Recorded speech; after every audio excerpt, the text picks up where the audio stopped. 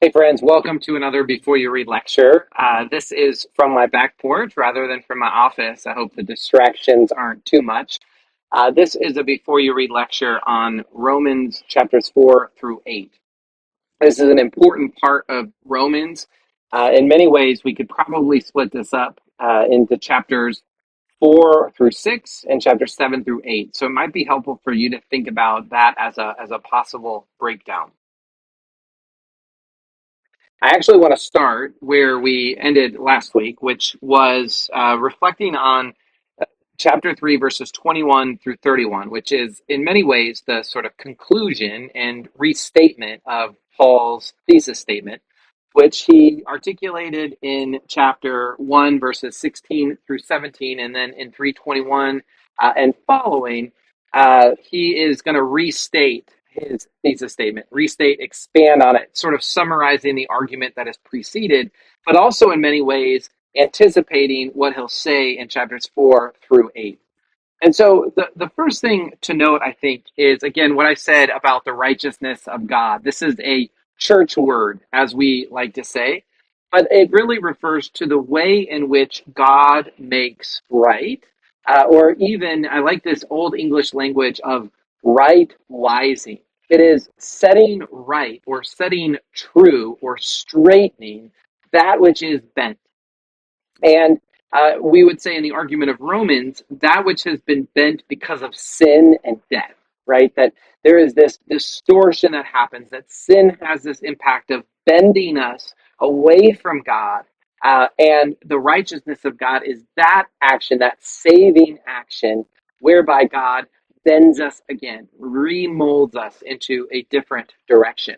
And so Paul says that this righteousness of God comes about apart from the law. It is independent of the law. It isn't activated through the law, even though it's attested by both the law and the prophets. So it's bound up in Israel's story, but the law, the works of the law, have no power to sort of activate this righteousness of God. Instead, Paul says it is the righteousness of faith that activates this righteousness that comes through faith, or righteousness that arises from faith, perhaps. And the idea is that this righteousness of God results in humanity being justified according to verse 24, or rectified or rightwise, and that this amounts to redemption. And now redemption is a really important theological and political word rather. It is when you are plucking someone from the control of another. Redemption is, think about a prisoner exchange. That's an idea of redemption, that there is one party that is being held against their will or held under enemy powers, and the act of redemption is sort of grabbing them, rescuing them from that. And so Paul says that this righteousness of God, the way that God makes humanity right, is essentially this redemption activity. It's this plucking, pulling back humanity from that to which it's bound. And as we'll see in chapters 5 through 8, that to which it has been bound is sin and death. And that becomes really important in those chapters. Now, there's some really technical and tricky language in this passage, 321 through 31, about faith. I'll try to be really clear here. There is a way of translating this that talks about faith in Jesus Christ, as though Jesus is the object of our faith. We believe maybe certain propositional things about Jesus. But there's also a way of reading this Greek phrase that we could say it is the faith of Jesus Christ, or perhaps the faithfulness of Jesus Christ. In this case, Jesus is the subject of faith. It is Jesus's faith. And what I think is really important as we follow what faith looks like and means in these chapters is, I think we ask the question, is Paul inviting us to believe certain things about Jesus, propositional things, or is Paul inviting us to share in the faithfulness of Jesus, to share in the radical trust of Jesus? And in order to get us there, Paul will raise Abraham, Father Abraham, good old Father Abraham, as an example in chapter 4 who will I think really help us flesh out what does this faith look like. So with that review of 3:21 through 31, I want to look now to the new material, and I want to talk about chapters 4, and then I really want to talk about chapters 5 through 8, so that those are the sort of two remaining parts of our material for this week. So the first one is just the importance of Abraham for Paul's argument. Now, Abraham is an important figure in Jewish and Christian theology. He's familiar to us. We love singing him at Vacation Bible School. And one of the reasons that Abraham is so important is he is the recipient of the covenant that it comes with circumcision, right? He receives the practice of circumcision from God.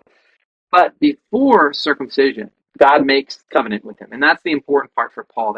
That prior to the work of law that is known as circumcision, Abraham has entered into covenant relationship with God.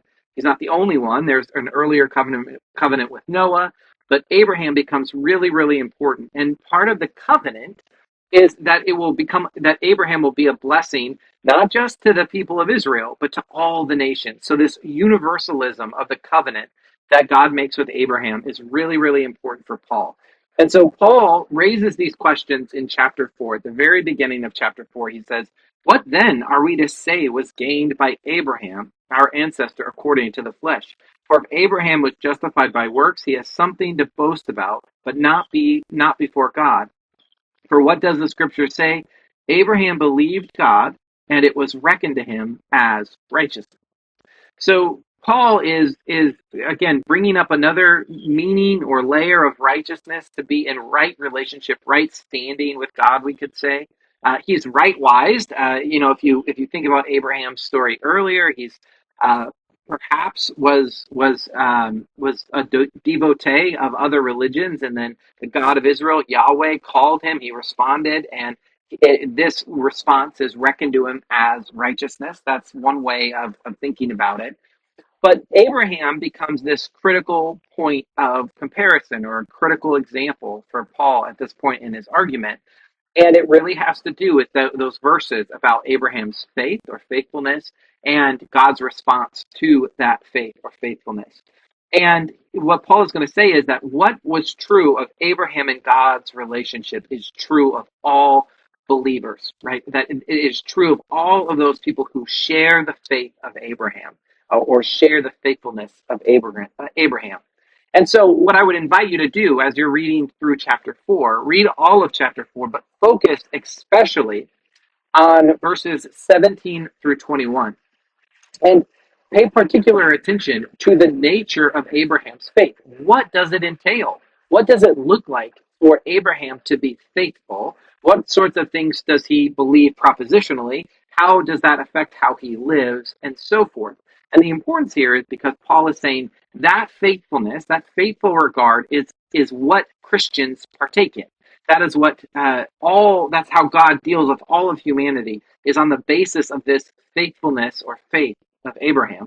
And we'll see that in verse 24 as well, 424, sort of what our faithfulness looks like. Abraham is a key example in the argument, and I think uh, a key place where we understand sort of what Paul means by faith or faithfulness and how it impacts the Christian and how it impacts his understanding of the gospel. In chapters 5 through 8, we see and read what is a long and sometimes overlapping argument that deals with really weighty and important theological Christian themes, if you will. Things like sin and death, things like spirit and life, things like flesh and spirit. These are all really heavy and, in the history of Christian interpretation, weighty sort of ideas and concepts. But what I'd lift up to you is that in especially in chapters 5 and 6, uh, Paul presents sin and death as these powers. We could almost think about them as personified actors. And these personified actors, according to Paul, have dominated humanity. It's not just that sin and taxes are natural, according to Paul. It's that or rather, death and taxes are natural to Paul.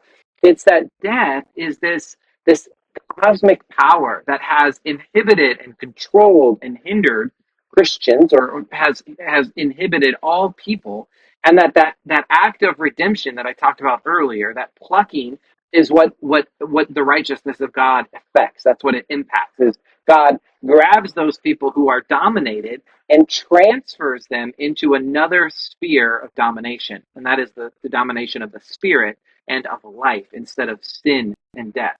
So as you read 5, 6, 7, and 8, think about how powers are working and about human agency or independence. These are important things to consider.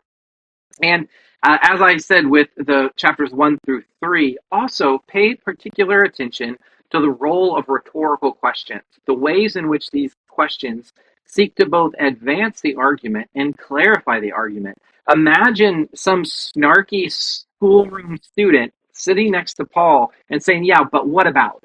What about this? Or what about that?" We see those kinds of questions. Paul is dealing with those kinds of questions. He's clarifying his argument around those kinds of questions in 6 verses 1 through 3, in 6 verses 15 through 16, in 7 1, in 7 7, and again in 7:13. I might have missed a couple, but those are good examples of these rhetorical questions. So pay attention to how these questions sort of raise to the surface potential misunderstanding in what Paul is saying as he's trying to clarify his understanding of the good news of God's rectifying, right-wising righteousness, what it means for humanity and what it means for God's character. Friends, hopefully I've given you a couple of questions, a couple of things to pay attention to as you read. I wish you all the best as you read and continue to wrestle with this wonderful and challenging text. And I look so much to our discussion in a week. Thank you and happy reading.